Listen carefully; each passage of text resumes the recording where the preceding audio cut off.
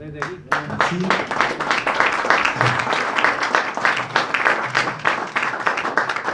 Bonsoir à tous. Merci d'être tous ici présents ce soir. Un grand merci aussi particulier à Christina et Roger pour leur invitation et pour avoir fait tout cet effort de traduction du livre. Je sais que ça n'a pas été facile. Et un grand merci aussi à vous, Adriane, de l'avoir publié. Merci pour ce que vous avez dit. Et un grand merci aussi, vous avez dit des choses très justes sur mon livre qui m'ont aussi beaucoup touché. Deci, bună seara, mulțumim tuturor, ați auzit numele, nu mai repet, cred că toată lumea a înțeles. Ne mulțumește și nouă, și domnului Munteanu, și domnului Leseciuc, și mai ales tuturor celor care sunt prezenți la acest eveniment. Alors je suis très heureux d'être aujourd'hui parmi vous, puisque c'est la première fois de ma vie que je viens en Roumanie. Il aura fallu que j'écrive un livre sur les animaux pour avoir cette chance. Sunt foarte fericit că am avut ocazia să vin în România și iată, deci trebuia să scriu o carte despre animale ca să vin pentru prima dată în România. Et c'est vrai que, comme ça a été dit, je suis considéré en France comme plutôt un philosophe humaniste et spirituel. Et malheureusement, dans l'histoire de la philosophie occidentale, la plupart des philosophes, notamment humanistes, n'ont pas été du côté des animaux. Donc, il y a beaucoup, dans l'histoire de la philosophie occidentale, la plupart des philosophes n'ont pas soutenu les animaux. Il y avait une vraie rupture entre d'un côté ce qu'on considère comme l'humanisme, d'un autre côté comme se considère le monde animal. C'est trop long, c'est trop long. Alors, deci, e adevărat că în Franța sunt considerat un filozof umanist. Din păcate, nu sunt foarte mulți filozofi care se interesează și despre viața animalelor. Deci a fost ceva ieșit din comun această carte pe care am scris-o. Oui. Et il est toujours un peu suspect dans ce monde-là de s'intéresser aux animaux, puisque immédiatement on vous dit il y a tellement de causes humaines importantes qu'il faut soutenir, défendre. Pourquoi aller s'intéresser et soutenir la cause animale?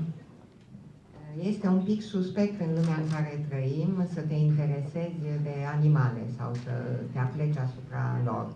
Pentru că imediat lumea te judecă și începe să-ți spună că sunt atâtea cauze umane de care trebuie să ne ocupăm, cum de ne ocupăm de animale care nu sunt așa de importante.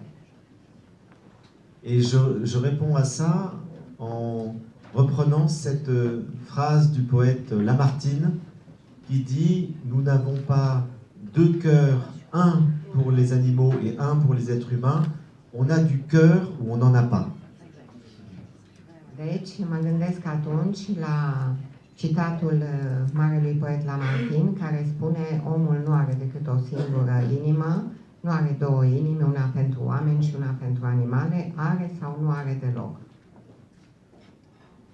Et moi, depuis que je suis petit, j'ai été toujours très souffrant, très sensible à la souffrance des êtres vivants, que ce soit les êtres humains ou les animaux.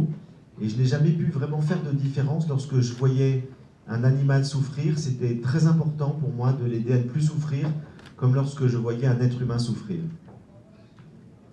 De când eram mic, am fost întotdeauna foarte sensibil la orice fel de suferință, că e vorba de un animal sau de o ființă umană, și n-am putut să suport această suferință și am făcut tot ce mi-a stat în putință să nu-l mai văd suferind.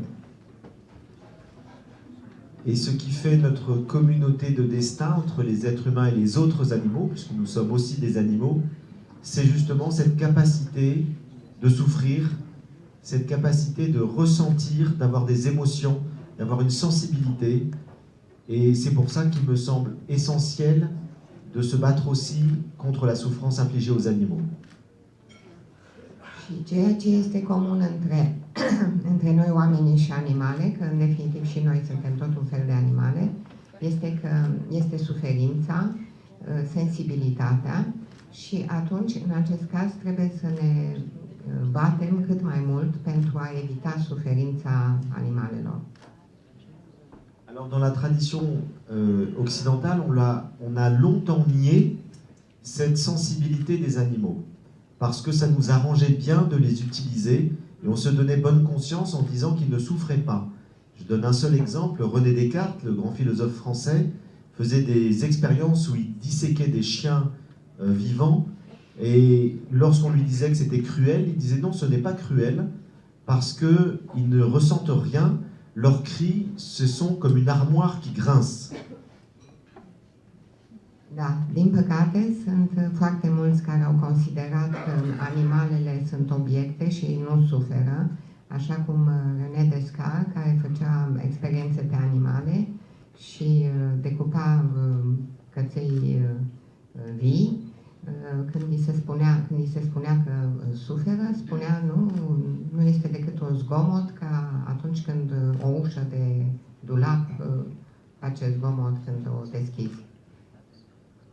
Et donc pendant très longtemps, pendant des millénaires, les philosophes et les théologiens se sont donné des bonnes raisons pour justifier l'exploitation qu'on peut faire des animaux.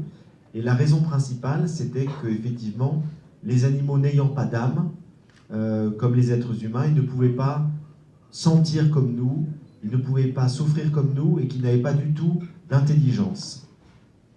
Deci, timp de milenii, oamenii de știință s-au împăcat cu conștiința că animalele nu pot să sufere, nu simt, nu au sensibilitate și deci putem să le exploatăm la nesfârșit fără a avea conștiința suferințelor.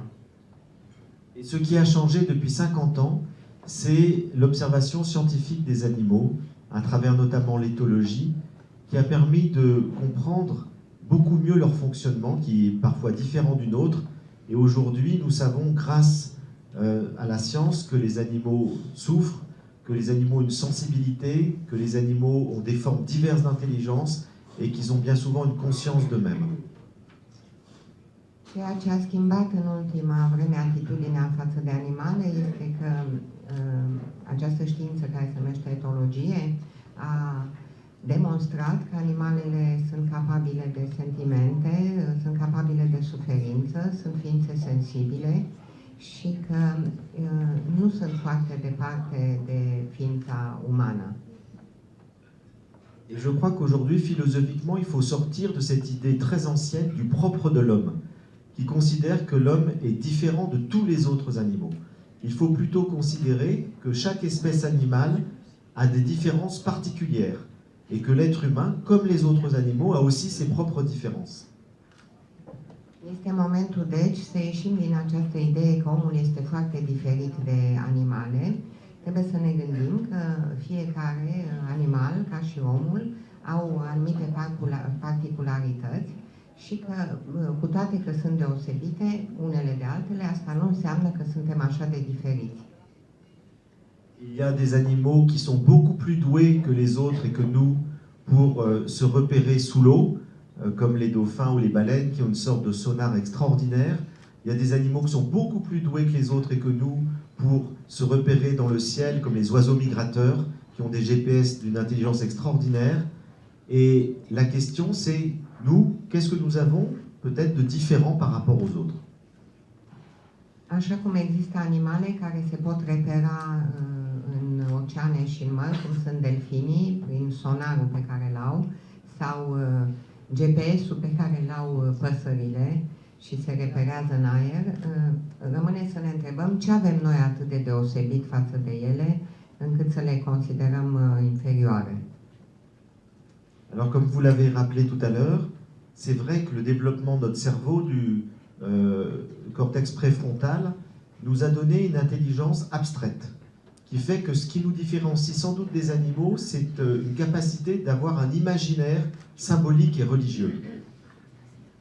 Dezvoltarea cortexului, așa cum a spus și domnul Nefeciuc, ne-a dat posibilitatea să avem un imaginar pe care animalele nu l-au. Nous sommes la seule espèce animale à construire des édifices religieux qui, entre guillemets, ne servent à rien, qui n'ont aucune utilité pratique, mais qui ont une fonction symbolique très importante.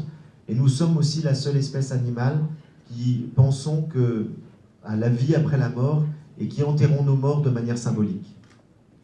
Suntem singura specie care construim edificii religioase în ideea că după moarte există altceva și ne înglobăm morții pentru a aștepta ceea ce vine după. Et toujours dans le même registre, nous sommes la seule espèce animale à avoir développé une conscience morale qui fait que nous nous interrogeons sur les conséquences de nos actes, non seulement vis-à-vis de nos prochains, mais également de plus en plus vis-à-vis des autres espèces. Il n'y a aucun lion qui s'interroge pour savoir s'il est moral ou pas de tuer une gazelle, alors qu'aujourd'hui nous interrogeons pour savoir s'il est moral ou pas de manger des animaux. Suntem singura specie animală care ne interesăm de ceea ce se întâmplă în jurul nostru, dacă este moral sau nu. De exemplu, un leu nu se va interesa niciodată dacă e moral să mănânce o gazelă sau nu. Pe când noi ne putem pune întrebarea dacă este moral sau nu să mănânci carnea unui animal ucis. Et c'est justement au nom de cette conscience morale abstraite, qui est peut-être une spécificité humaine, qu'aujourd'hui nous menons un combat pour essayer de respecter les animaux qui sont nos frères dans la sensibilité, dans les émotions et dans l'intelligence. Și pentru acest motiv încercăm astăzi să continuăm lupta pe care o avem pentru a apăra animalele și a le reda la locul pe care îl merită. Et si on regarde l'histoire de l'humanité, on voit que depuis des millénaires, c'est une lente progression vers une conscience morale qui fait que nous respectons de plus en plus les faibles et les opprimés. Și putem vedea că de-a lungul secolelor o conștiință morală din ce în ce mai adâncă ne face să respectăm mai mult ființele. Il y a 4 ou 5 millénaires, on trouvait normal de sacrifier des êtres humains, et puis progressivement, cette idée de manger même ou de sacrifier des êtres humains a disparu. On trouvait normal qu'il y ait des esclaves, et puis l'esclavage a été aboli. On trouvait normal que les hommes dominent les femmes, et aujourd'hui, ce n'est plus reconnu. Ceea ce a fost recunoscut secole de rânduri, sclavagismul, exploatarea animalelor, supremația bărbatului față de femeie, astăzi din ce în ce mai mult datorită conștiinței noastre, dispare din felul de a gândi. Et je crois aujourd'hui que le stade supérieur, suprême de la morale, c'est de prendre en considération la souffrance animale, puisque c'est une autre espèce, ce sont d'autres espèces qui nous touchent, que nous voulons protéger, et il n'y a rien de plus moral, rien de plus éthique que de s'occuper de ceux qui sont le plus lointains, non seulement les étrangers, mais ceux qui nous sont le plus étrangers, à savoir les animaux, qui sont en même temps les êtres les plus vulnérables de la planète par rapport à nous. Ceea ce mi se pare moral este să ne ocupăm de animale și de străini, dar mai ales de animale care trăiesc alături de noi și mi se pare moral să combatem cu multă strictețe violența față de aceste creaturi. Et je terminerai en disant que non seulement en les aidant, en les soutenant, en les protégeant, nous allons avoir un comportement beaucoup plus haut sur le plan spirituel et moral, mais aussi que nous allons découvrir de plus en plus que les animaux ont beaucoup à nous apporter. Protejându-le și încercând să le oferim o altă viață, vom avea nu numai sentimentul că suntem mai morali, dar și că putem coexista în această lume. Non seulement les animaux peuvent nous aimer d'un amour inconditionnel, ce que peu d'êtres humains sont capables de beaucoup de compassion, et ils nous soutiennent, et ils peuvent guérir beaucoup de maladies. Il y a beaucoup d'enfants handicapés, autistes, qui sont soutenus par les animaux. Animalele sunt capabile nu numai de dragoste, dar și de compasiune și pot fi alături de noi la vindecarea bolnavilor, a copiilor, deci trebuie să le acordăm această șansă. Et je crois que nous pouvons entrer maintenant, grâce à l'évolution de notre conscience, dans une nouvelle relation entre l'être humain et les animaux, qui ne sera plus une relation d'exploitation ou de domination, mais une relation de partage et d'échange. Et c'est pour ça que j'ai écrit ce livre et je suis très heureux de vous en parler aujourd'hui. Datorită evoluției noastre, putem în sfârșit să considerăm animalele altfel decât până acum, să avem o altă atitudine.